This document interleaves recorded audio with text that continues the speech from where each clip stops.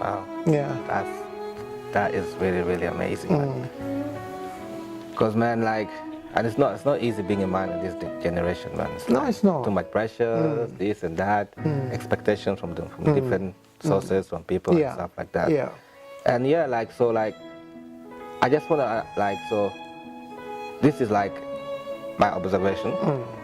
I feel like maybe sometimes they like, this is not from all the churches in the world, but just my observation of a few that like, I just almost noticed the thing that I find it like, is it because you said women are givers, no, receivers and men are givers? Is it? Because I find like most pastors tend to almost like, or leaders in church, they tend almost to like almost appeal more to women. Like they have this superhero, Superman syndrome, I don't know. Like they find it easier to give advice or mentor or pray or look after spiritual and all that stuff. And then I find that it's actually really like harder for them to do that with men.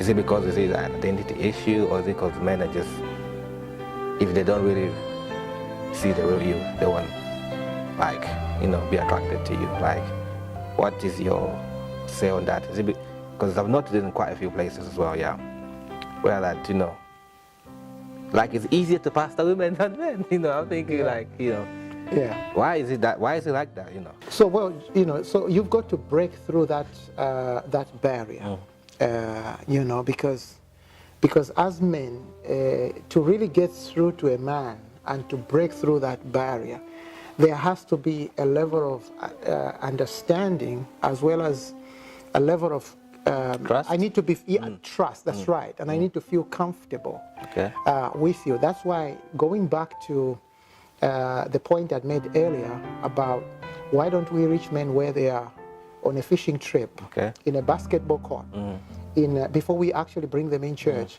You see, because what they see when they come in church is they see someone like me as a pastor standing in front and you know, sometimes talking at everyone, and they don't have the chance to respond.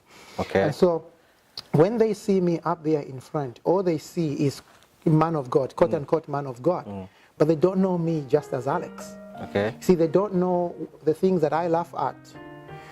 They don't know what I find funny in life. They don't know what I find amusing. They don't know, outside of the parameters of ministry, what really gets me going. It's when we are out there on a fishing trip that they find out I support this football club. They find out I'm interested in this or that type of car. They find out these are the things that I laugh at. These are the things that make me going. And then they start to think, oh, so actually he's just like me. He's not just some man of God. Because you see, being a preacher carries a certain expectation with it. And people think he's just somebody who, you know, prays all the time and prophesies. Lives in heaven. And he lives in heaven, and when he meets you, the first thing he'll say is, I can see through you, I know what you're doing. You know, but on a basketball court, for us to be supporting the same team, or on a rugby field, for us to be supporting the same team, and for us to jump and hug, and that really reaches a man. That I can say to you afterwards, you know, we've had this great day today. How are things like at home? You know, how are you getting on in your married life? How are you getting on as a dad? How are you getting on as a provider and so on, as the head of the family, the visionary? How are you getting on? You know, when we get to that place, I think that's where men say, oh man, I mean, it's not been easy. I tell you, it's not been easy. You know, but with and even by experience, you know, sometimes I'm in a store, or I'm at an airport or somewhere, and I just, you know, sit and I'll give you an example. The last trip I took going to South Africa, I met an 80-year-old lady who's still a nun. She's a Catholic nun, and I said hello to her, and she said hello to me. And before I could ask her the next question, she told me all about her life as a nun, and where she was going on holiday to Mauritius, and you know, the things that she'd experienced as a nun, and so on and so forth. It's just the way, you know, women are, which is a blessing in itself, you know. And I'm not saying men being close is a curse. It's just, you know, it's just the way we are. and we've got to break through that barrier. Had I been sitting next to a man that time, and I said, "How are you?" Would have just said, "Fine," and that would have been the end. Maybe maybe would have actually, buried his head in a newspaper or something like that. So it's just Wow. Yeah. Well, yeah, this is so good, man. So lastly, just before we go, so what is the importance of having men in church? That's a good question. I think that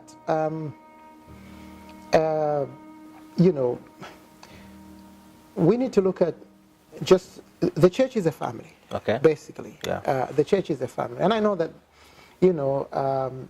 by design, God designed every family to have, male and female, and the church is no different. I know there are, single, parent homes there that are doing very well. I was brought up, for instance, by a single parent, and here I am. Thank God for my mom, and she's since gone to be with the Lord. But the thing I'm saying is that I think it just brings in a balance that as a leader leading a church and having men who are sold out to the Lord and having women who are sold out to the Lord, and there's that stability and balance that that just comes in, and it's not everything in the church that can be done by women. It's not everything that can be done by men as well. There has to be that balance. Absolutely. And I think that it's something that we need to be praying for as churches, because you can imagine if, for instance, you've got a massive project going. Let's say you've acquired a building. Of course, you might have ladies who might be into certain trades. Today we've got women in the building trade, in the plumbing trade, and everything, and that's a good thing, but coupled with men, the ladies can say, why don't we put this here, and the men can say, no, let's put that there. So you've got that teamwork and balance. You've got that teamwork and balance as well. Plus, if you're leading a church as a church minister, you need to be surrounded by a band of brothers. Safety, yes. There's safety in there. A band of brothers who can say, "Hey, look, we know you are our pastor, and when you're standing there, you're breathing fire. But I think as men, we can tell that you need fellow men to stand with you, and because don't forget that as a church leader, you are a husband as well, and so you're going through the same challenges that going through. Your men, the men in your pew are going through, and you're going through the same challenges as a father that they are going through. So when they have challenges, they come to you. But when you've got challenges that you need to talk to another man about, where do you go? See, and that's where you need that band of brothers within the church, and it's important for a man to have a band of brothers. David had a band of brothers. Jesus was surrounded by a band of brothers, and so was Moses, so was Aaron. And so it's important to have a band of brothers, people that you can pour your heart to, and people who can understand you man to man, and that's not to say that women can't do that. Women are a blessing in so many ways in our lives, but just that band of brothers, people who can say, listen, man, this is what we can pray for you about, and we need to encourage you as a husband and as a father and as a leader of the church, as a visionary. We need to encourage you. There's a blessing in that. Wow. Yeah. Wow. Oh man, this has been so good, man. I'm really great that you're having you today, man. Thank you. So just what would be if there's a a young man out there and is just going through the challenges of life, what would you tell him right now? Just before we go, what would you tell him? Yeah, I think what I would say to any man there, irrespective of age, whether one is 20, 21, 30, 45, 50, 60, 70, is that, we all go through challenges that very often tend to be very similar, and I think that, the danger is when you think that what I'm going through, I'm the only one who's going through and nobody else is going through it. And as a Christian, I would say that that's the lie from the devil. You are going through this because nobody else is going through it. And even if they do, they will not understand because yours is on another level. So you find that there's people out there who are struggling with certain things, you know, that need addressing, but they're thinking, I'm the only one who's going through this. Who can I talk to? There's a scripture in Hebrews chapter 5 that really blesses me, a verse that says, every high priest is chosen from among men, and he has to be called by God. He doesn't take that honor upon himself. I'm just paraphrasing. He doesn't take that honor upon himself. And the reason why God does that is so that he can have sympathy for those who are going through problems, because he faces the same problems as well.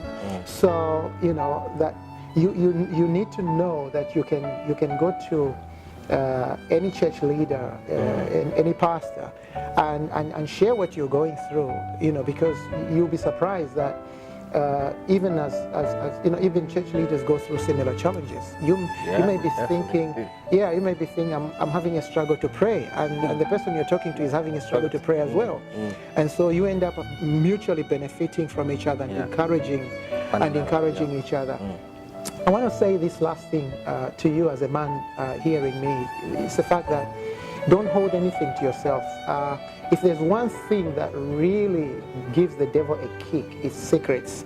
The devil thrives on secrets because he knows that that secret will kill you. And there are so many men right now who are dying from secrets. The secrets are killing them. And they don't know where to go, and they don't know who to talk to. Over the years of more than 20 years of ministry, I've spoken to a lot of people of all age group, men of all ages, who have said to me, I wish I'd say this to you 6 months ago. And I said, why didn't you? Well, because I thought you are a man of God and you were not going to understand. And you said, well, no, now that we've spoken, it doesn't make you less of a human being, and it doesn't mean that I'm not going to respect you anymore. In fact, I respect you more now that you've shared this, because it takes a man to really stand up and say, I'm going to speak to someone. See, when we look at someone like Joseph in the Bible, Joseph is great, not because of the famine that he averted in Egypt, not because of the wisdom that he gave to Pharaoh. Maybe others might look at it that way. I look at Joseph as a great man because he ran. When he was being tempted, he ran. Just that running away from me makes me look at Joseph and say, this guy is great. So thank you very much. Wow. Yeah. Thank you for watching this, guys. You know, I'm definitely bringing him back. So, because this was so amazing. I was so blessed. And once again, thank you for coming on J-Talk, Dr. Alex. Thank you, Jermaine. We're really great to having you. Thank you, Jermaine. Thank you very much. See you guys very soon. Thank you. Bye.